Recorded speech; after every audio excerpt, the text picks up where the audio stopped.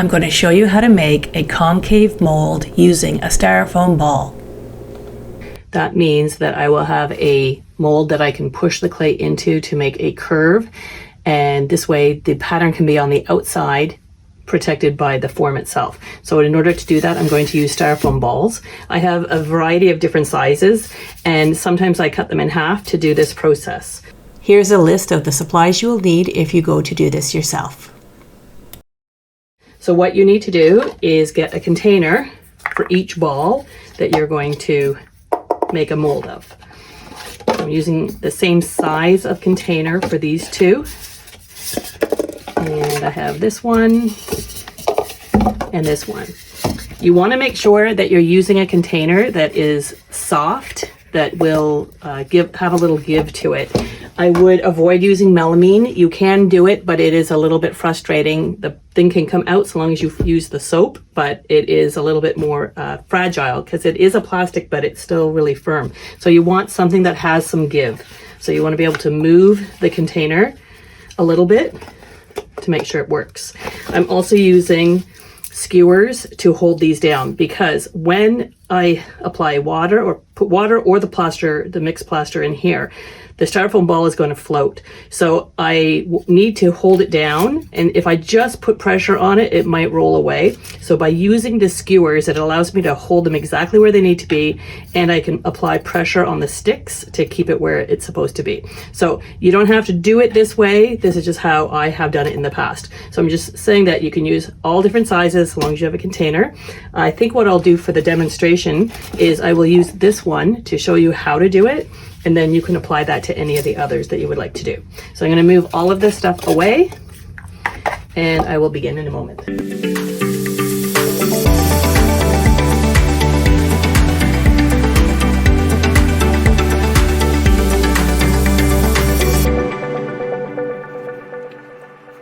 When you go to do this, you want to make sure that the ball that you're going to be using is equidistant in the container itself. So by the time I have this in here, the mold itself will have an equal amount of space below it and on the sides. And it won't matter if it's off a little bit out of center. It won't affect the making of the mold, but we want it to be as strong as possible, so we want to have it the same all over, which means I want to keep the ball at about that distance away from the bottom.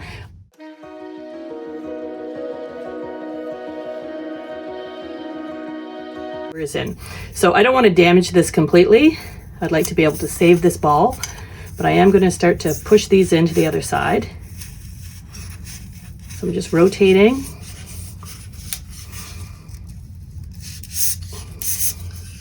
And I'll see where it sits. So this is sitting a lot higher than where I want it to really be, but I am just going to do it that way because this is the container that I'm using. So I could just do it that way, but you can see that it's still moving.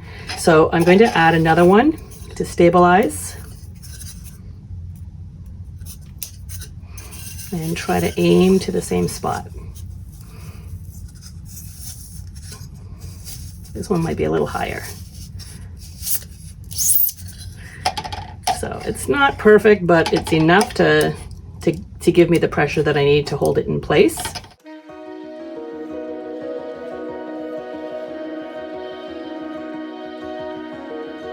In the end, we don't want to have any undercut. So an undercut is when you are using a shape that will get stuck, and we don't want this to get stuck. So in the end, I'm just going to make a marking on the ball itself.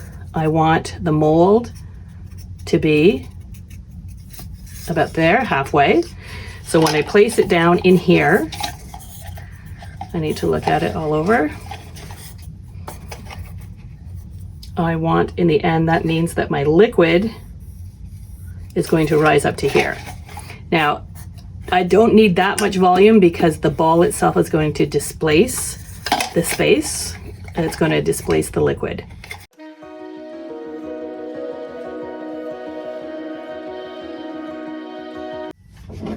I collect all sorts of weird stuff. So I've got these weights here. I'll just place that on top, and that's going to hold it.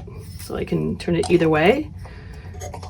So that will hold it in place while I am working on it. I also have this. This is a meat, like a grilling thing. You can use that. It just doesn't because this has the circle, it works a bit better. So I'm going to use that.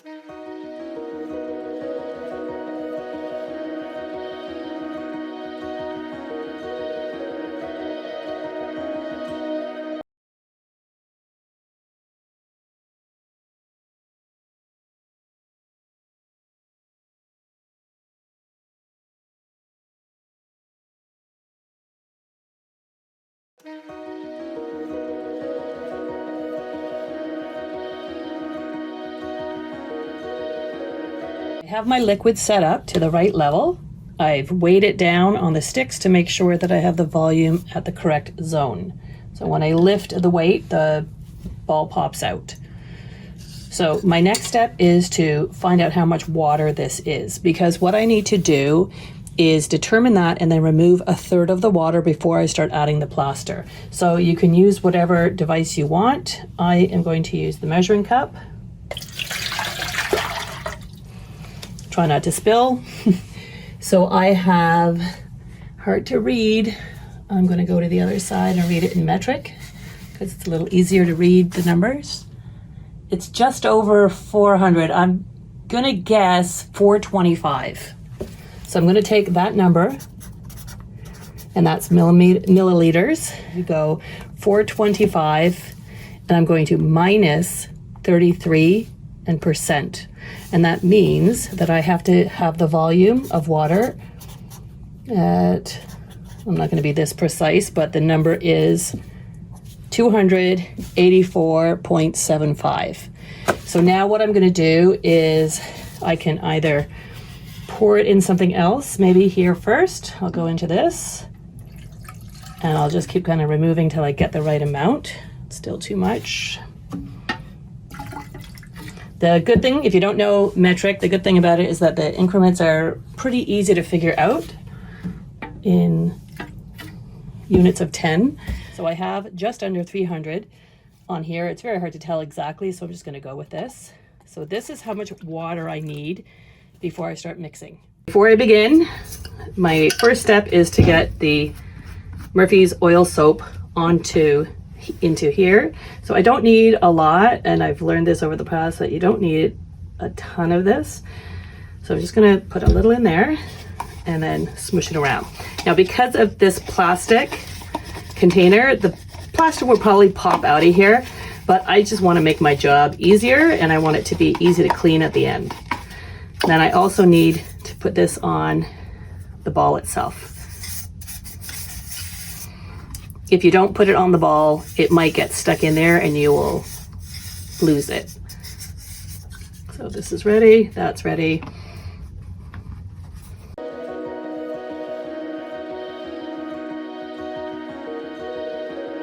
Usually I use lukewarm water.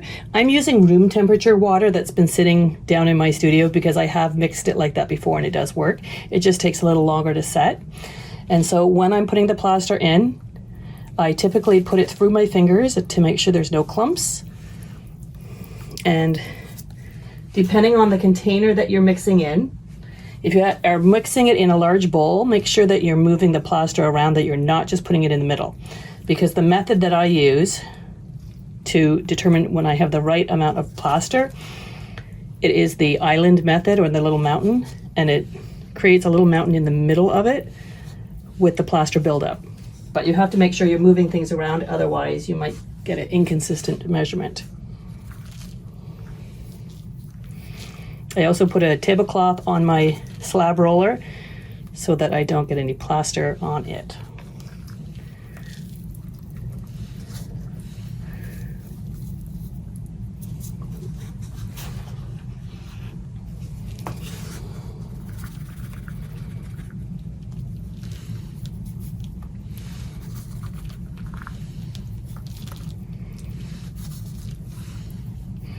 And as you can see, the mountain is starting to form.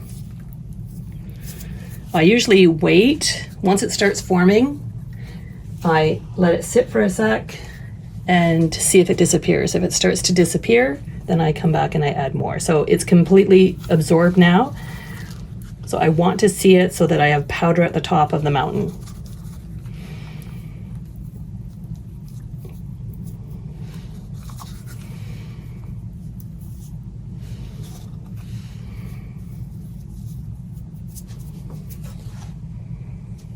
And it looks like that's going to be absorbed as well. So I'm going to come back with just a bit more, probably half of what's here.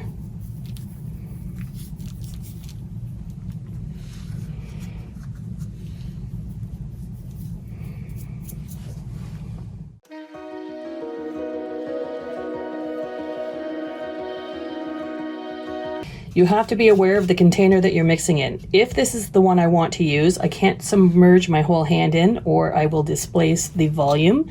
So you could mix it in a larger bowl and then pour it back in. I just have to make sure I don't mix too vigorously. As you can see, the volume of my hand displaces the liquid inside the container.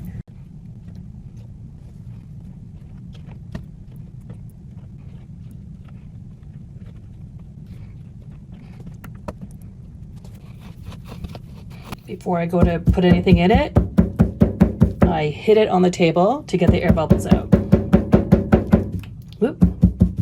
You can also vibrate it from the side. That will make the little bubbles rise up.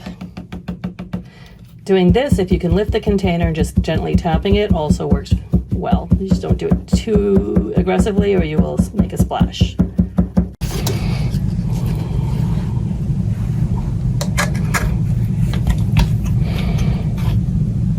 And I'm just centering it.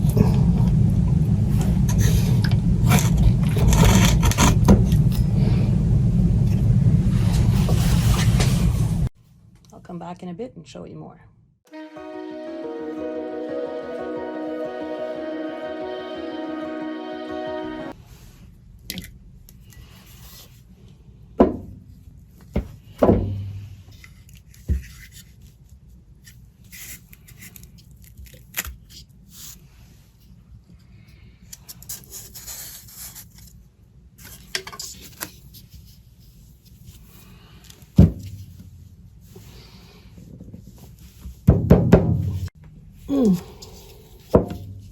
This might get tricky. I didn't soak with this again.